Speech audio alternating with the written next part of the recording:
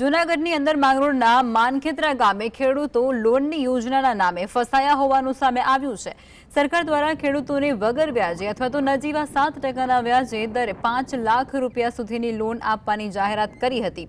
જો કે આ યોજનાનો લાભ લેવા ગયેલા માનખેત્રા ગામના ખેડૂતો ફસાયા હોવાના આક્ષેપો છે અને જેમાંથી સ્થાનિક ખેડૂતોની અંદર રોષ અને નિરાશા ફેલાય છે। સરકારની આ લોન યોજના ખેડૂતોને આર્થિક રીતે સશક્ત કરવા અને ખેતીના વિકાસ માટે રચાયેલી હોવાનું જણાવાયું હતું। ત્યારે આ યોજના હેઠળ ખેડૂતોને ઓછા વ્યાજે અથવા તો વગર વ્યાજે લોન આપવાની જાહેરાતથી માનખેત્રા ગામના ખેડૂતોની અંદર આશાનું કિરણ જાગ્યું હતું।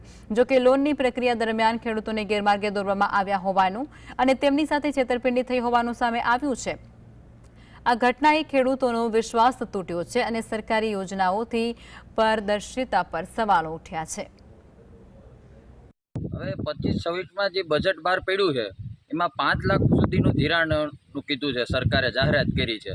हवे अटाणी बैंक एम कहे छे के तमारे 12% लेखे खेडूतोए 5 लाख धिराण उपाड़ी लीधुं छे ने हवे खेडूतो उपाड्या छतां अहींया अन्य काममां लगाड़ी दीधा। ट्रेक्टर है, कोई पाक माटेना कोई बियारण है, एमां अन्य काममां पैसा लगाड़ी दीधा छे। हवे बैंक तरफथी कहेवामां आवे छे के 12% लेखे व्याज भरवुं पड़शे।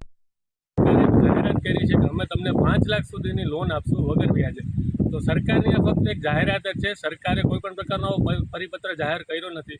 જે બેંકોમાંથી ખેડૂતોએ લોન લીધી છે, જે 5-5 લાખ રૂપિયાનું ધિરાણ ઉપાડી લીધું છે, એ લોકોનું ધિરાણ હવે બેંકો એવું કહે છે કે તમે પરત કરો અથવા તો તમને 12% જેવું વ્યાજ ભરવું પડશે। જો આ આટલું વ્યાજ જો ખેડૂતો ભરી શકતા હોય તો ખેડૂતો એટલા પૈસા લાવશે ક્યાંથી?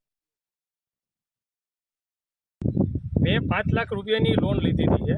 તો જે લોન લીધી તો અહીંયા એવું કહેવામાં આવ્યું કે તમારે વ્યાજ દર 7% લેખે દેવું પડશે ને પછી પાછળથી કોલ આવ્યો બેંકવાળાનો કે હવે તમારે પૈસા 12% લેખેનો વ્યાજનું ભરવું પડશે।